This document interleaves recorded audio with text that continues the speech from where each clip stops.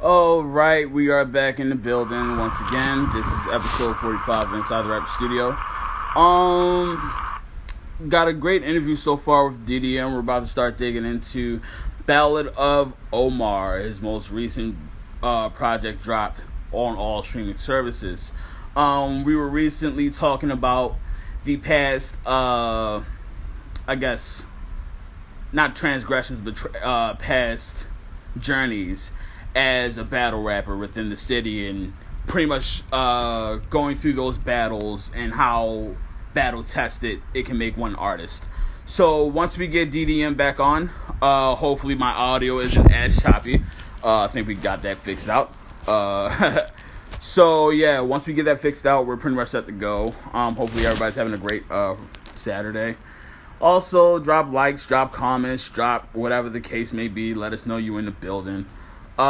See if I can get another request sent. And I know it always shows up late for DDM. Everybody else be showing up so early and stuff.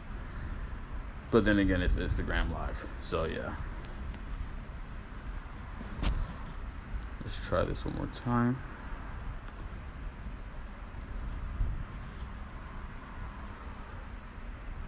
Report. For now. DDM, is it possible that you could send up? There you go. Let's send the request. Let's get it going.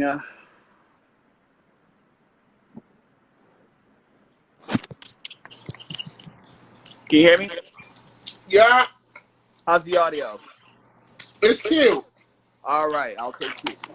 Okay, episode 45 of Inside the Rapper Studio. Of course, we have the most wonderful guest of Dapper Dan Midas, aka DDM, in the building.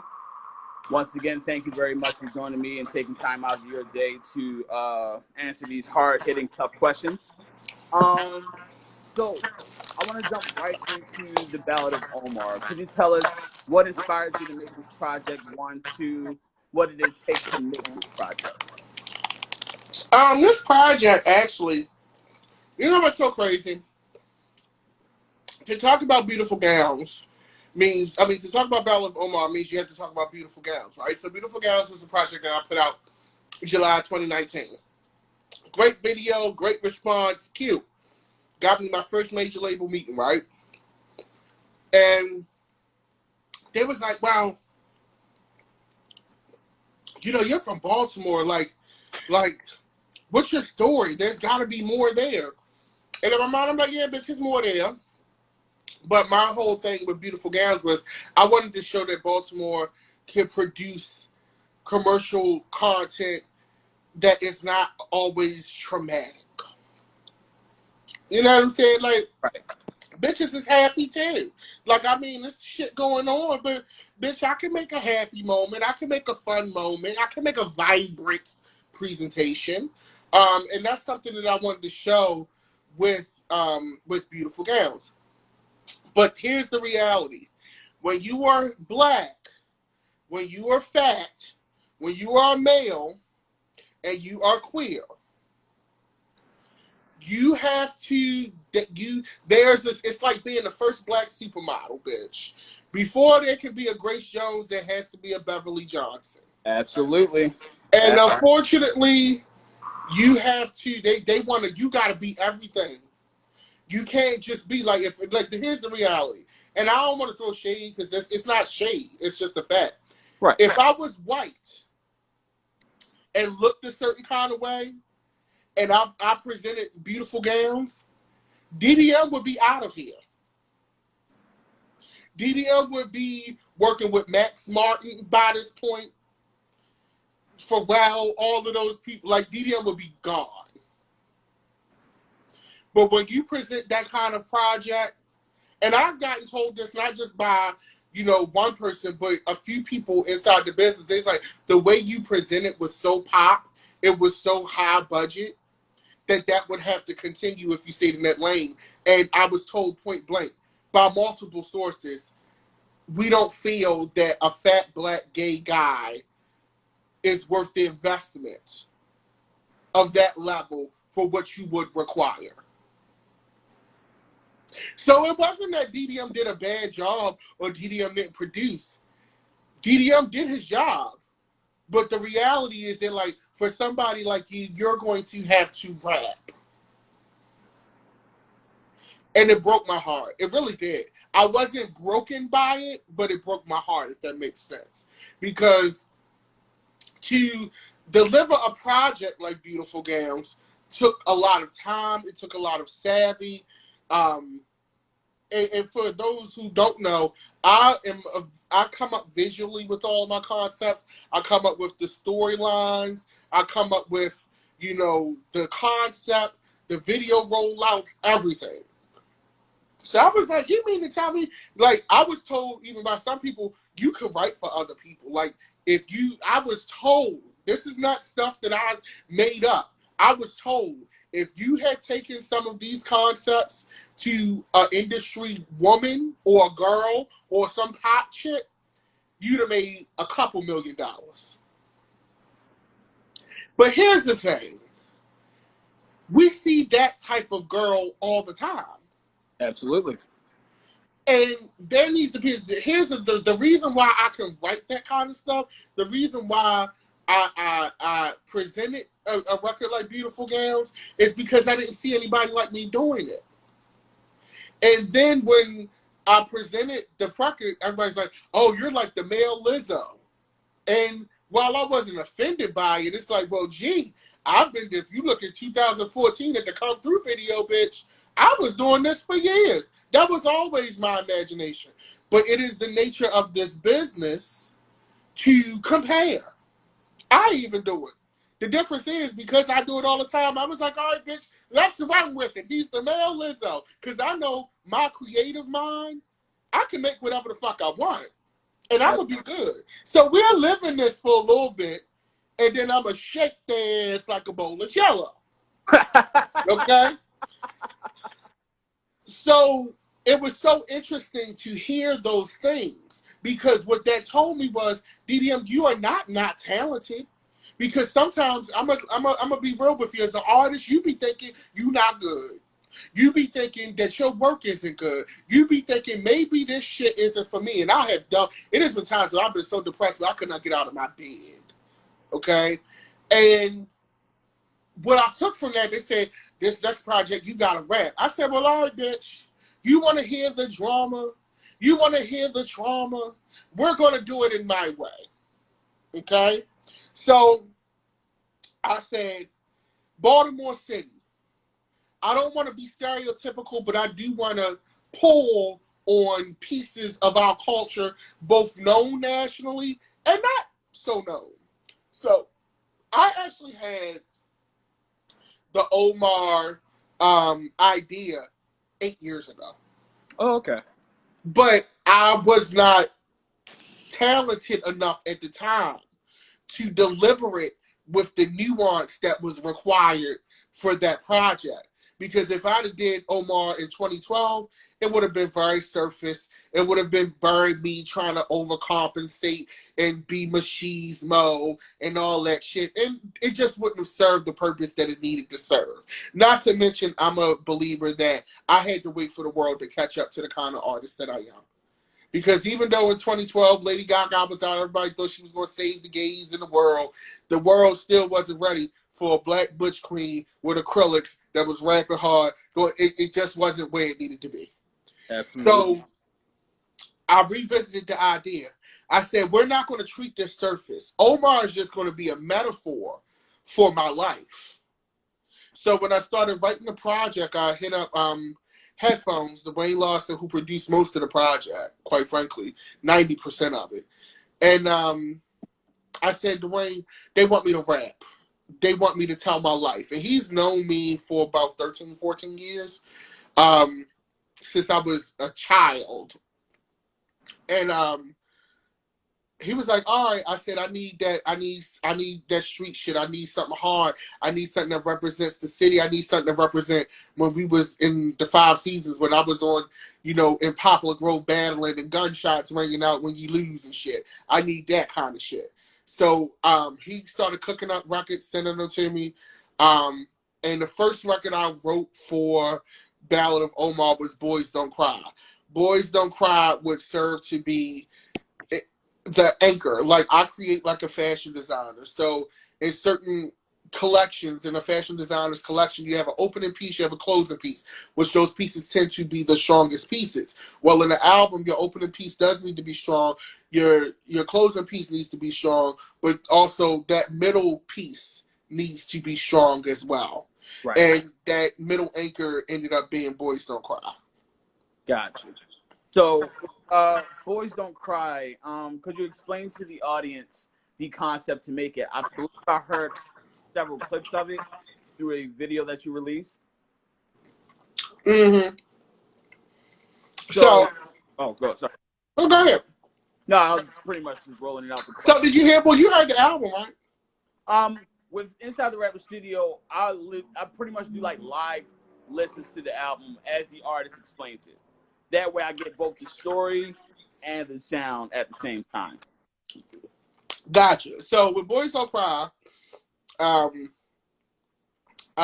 think that record it's speaking to a lot of people. Like, I get emails about that record every day, literally now, and that record is basically telling you. You say America says, the world says, oh, black men have trouble communicating. And that's another thing about this record is it's proven to be very timely, and it wasn't. I had no idea any of this shit was going to happen in the world.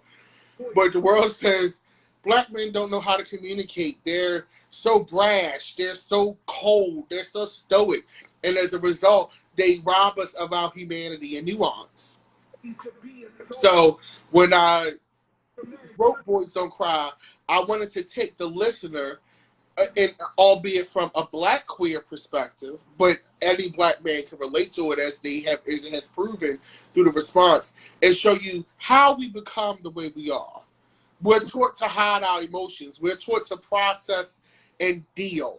That's how we're taught. We're taught to deal with life and get over it. We are not granted nuance. We are not granted grace.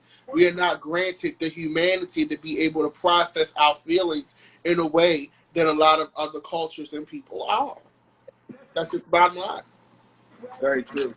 So with Ballad of Omar, I want to ask how many times do you reference mental health in this, being as though that this is something that's very deep and very stoic with black men. So how often do you come across mental health themes in the project? As far as mental health, I talk about mental health without even realizing that I am. To talk to a black man is a study in mental health. When you listen to records like 1995, Walking to School in Dirty Sneakers, in 95 when niggas had beepers, snotty nose, cornrows, begging mommy for Pelly in my wardrobe, living off free lunch because cash is tight. I couldn't get a girlfriend because my pants too tight. Over West, we learned how to crack fucking fight. So either man up or get stuck up by dykes. You know what I'm saying? Like, that's life. Absolutely. You know, and so it's a way to do. Sometimes the best way that you can address something is just by living it and by telling the story. Sometimes I think people try to Eon Van Zant shit a little bit too much, and that's not how you always reach people. I feel kind of targeted by it because honestly, like I've been doing my Van Zant like fix my life shit as of late, but to be frank, that's not how I was raised. I'm very hard nosed, 21229, 21217, very like in your face, like rich. Do you feel as though that's needed more nowadays, or more so a balance?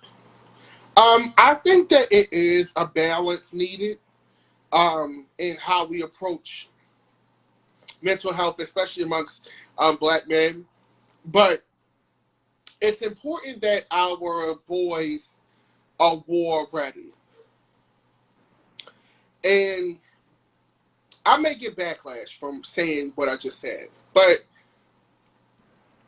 it is important that our boys, our men, learn how to process their feelings. Nikki Giovanni, there's a clip of her, and she talks about her experience with her husband, who's a black man. And she says, you go to work and you dance and you smile and you do what you need to do for your boss every day, and then you come home and you're grouchy, you're hard with me. I'm just asking you to fake it with me because I actually care about you. You know, and I think that's something we have to think about in how we treat each other, how we process our feelings, but also too, we have to be ready for the world that's going to be meeting us outside. You Absolutely. know, I think that's very important. So, first of all, great interview so far. Thank you very much. DM, episode 45 of Inside the Rapper Studio. Of course, I'm your host, Ross Swayze. Um, Another thing I want to talk to you about with Ballad of Omar is the visual experience. So, could you tell us the steps it took to create this album visually, not just on? Oh, so you talking about the virtual concert? Okay, so with the virtual concert, shout out to my dear friend Ashley Alexander because she came up. She was like, "Bitch, you need to do a concert," and I'm like, "Girl." Now, mind you, Ballad of Omar, the project came out May 22nd. She comes to me with this idea like May 15th, May 16th. So the following Friday, the Friday before the project comes out, I'm like, she's like, my homeboy at the lab, he got the green screens and shit. You know, we go ahead and knock it out. So literally, um, this is where all of those years of experience in directing music videos, storyboarding them, getting everything together, running sets, um, with that it came in play. So literally, I storyboarded the concept for the concert that Saturday. So I storyboarded it in a day. I booked the studio. I called Dwayne over at the lab, booked the time for Monday to give myself enough time to source everything I was going to need. I went on and I sourced all of the backgrounds. Some of that shit cost me some coins, but I sourced the backgrounds that I was going to need for the performance. I pulled my source clips that I was going to need for the beginning montage. Fortunately, I had the animations for Swivel and the Ballad of Omar already done. I reached out and got the newscast, the British newscaster piece sourced and wrote the script for that, sent it to my guy so he could do it. He sent it back to me in like 2 days. Um, and we filmed all of my performance scenes in 3.5 hours on that Monday. We edited it in a total time of 10 hours. Wow. That project, that what you saw was a cumulative, as far as actual time doing it, 14 hours worth of work. Very impressive. Very impressive. Yeah. Um, the one thing I really can take away from that project is the shirt that you wore, that chaotic couture shirt. Can you touch on Yes. couture? Stop killing. And previously, that chaotic couture was a guest on Inside the Studio, and he mentioned the mentorship that you got, and I want to get your perspective. I hate saying I'm somebody's mentor or I'm like, helping somebody or whatever. Like, people say that, like, Chaotic says that all the time. And, like, for me, I'm glad that people can get something from me, but I never like to um, appear like I'm trying to take credit for somebody's growth and evolution because that's something that's a walk you have to go on your own. I may give you a little hints or tidbits or words of encouragement or advice, but if that's the way you feel or if that's what's happened, then great. I do oftentimes, if people will listen, because everybody don't listen, I'll just offer my opinion because you ain't asked it.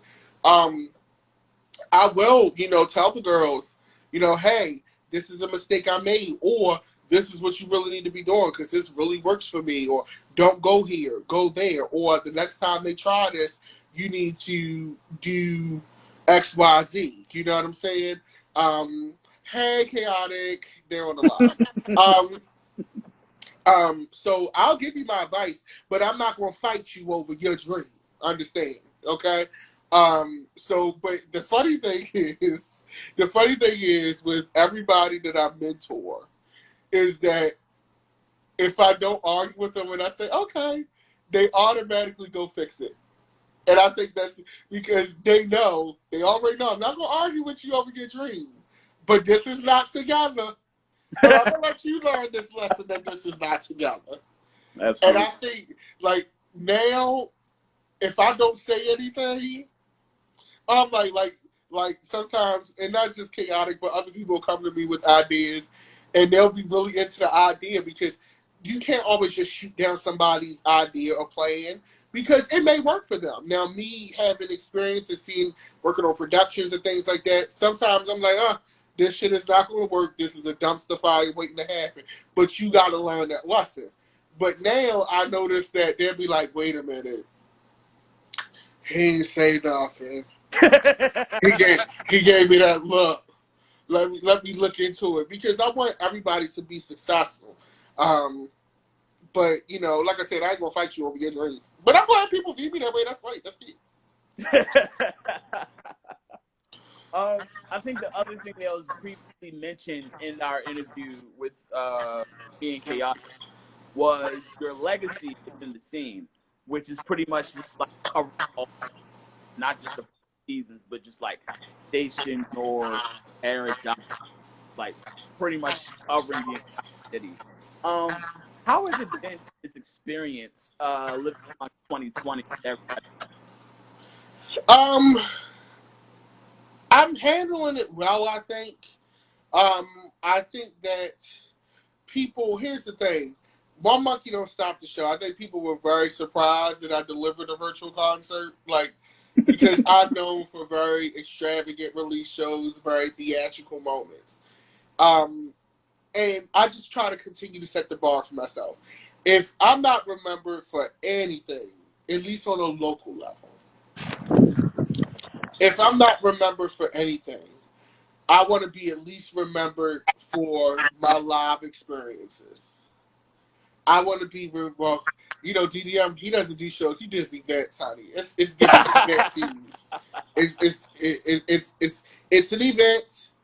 It's a must have. And if you didn't go, like I always get those people who, if they can't make it to a show, I knew I should have come. I knew I should have did this. And like also to another thing, I think I've given this city everything I could give it, even down to ticket prices.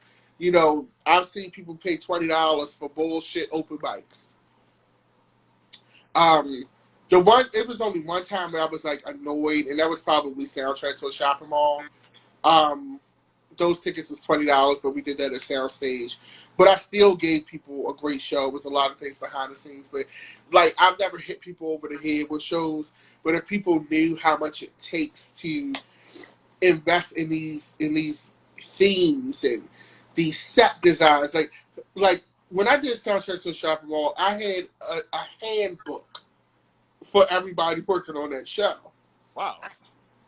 Anybody, when I did Beautiful Gowns, it was professionally ran. People came in, they got paid. I always like to give the kids here the experience of what it feels like to work on a real show. If you were working for Live Nation or you were working for a major event company, what does that feel like? You should be treated as such. My people have always been paid. Nobody does anything free for me. Absolutely. Okay? Nobody. And it's funny because Chaotic will help me until the end of time. I'll still pay him.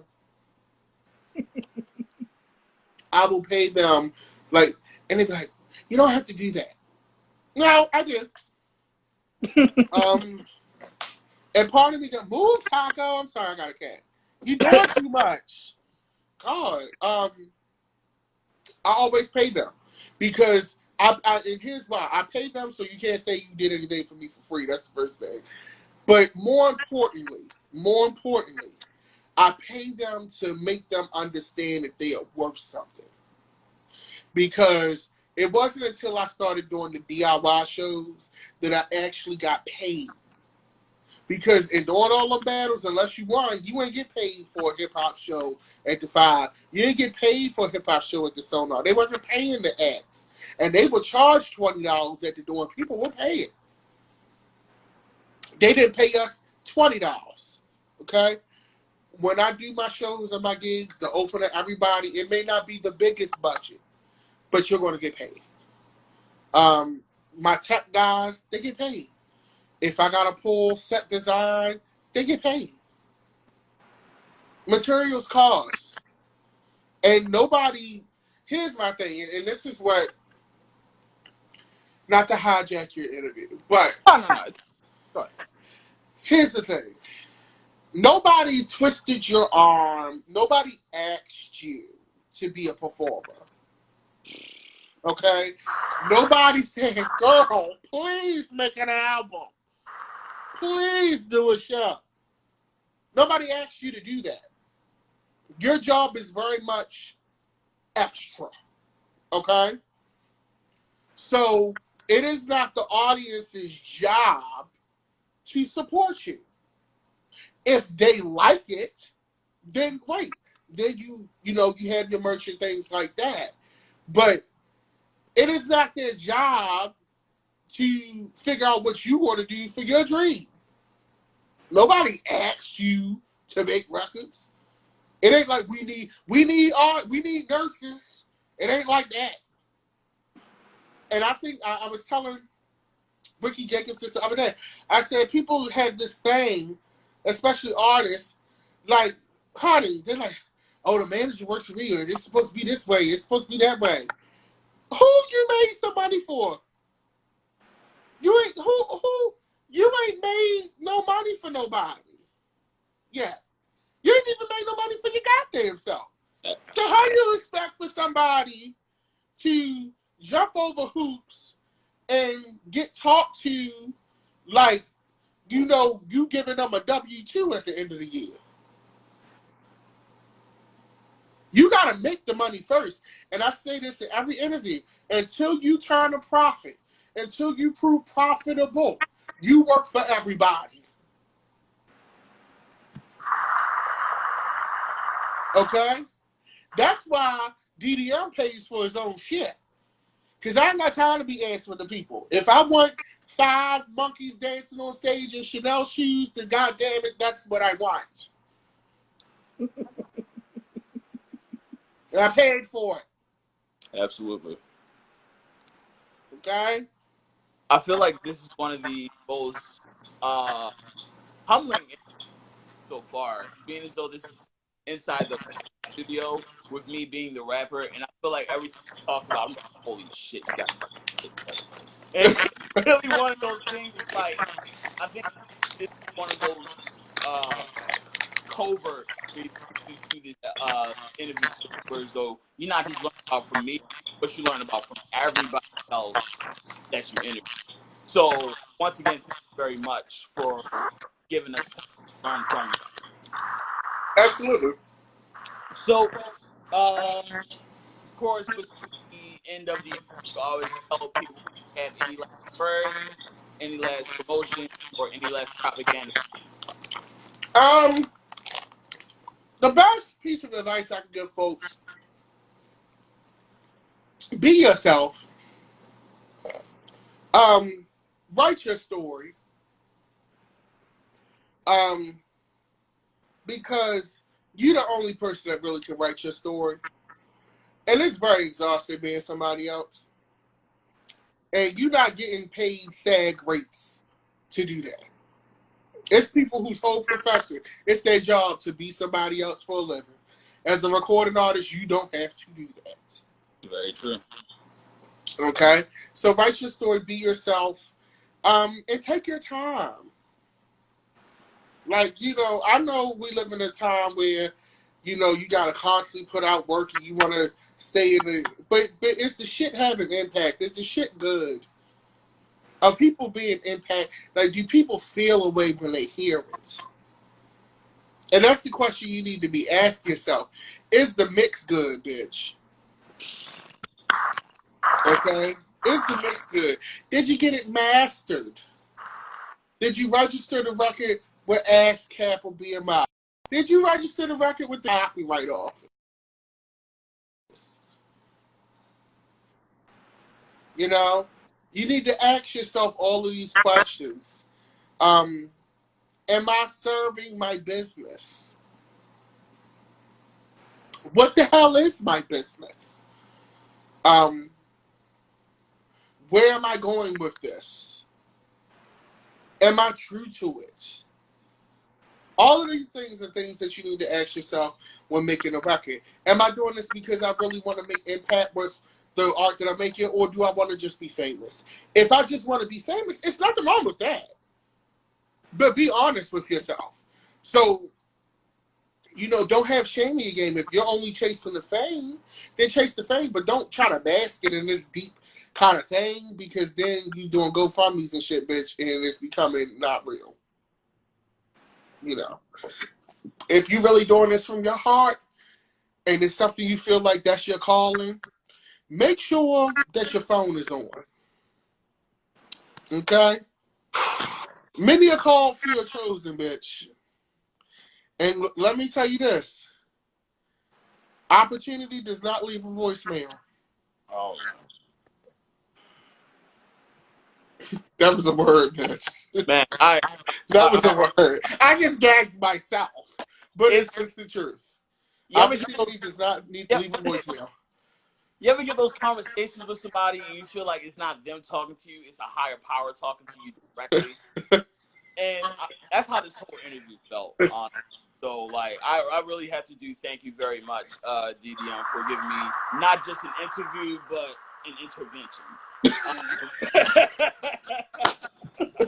But yeah, thank you very much to everyone that joined this live, whether it's 1 second, 1 minute, entire interview. Also, my phone is dying. I don't care. Thanks again to everyone that joined this week of Inside the Rapper Studio. I'll announce week 10. That's right. I've been doing this shit for 10 weeks straight for Inside the Rapper Studio. I have a very special guest for episode 50. I won't tell you yet. And yeah. So from your host, Gore F. Swayze, and our most wonderful guest, Deborah Dan Midas, a.k.a. DDM, I would love to say thank you very much. And as always, wash your hands and stay in the house. Thank you, DDM. I really appreciate it. Thank you. You have a good one. You too. Bye.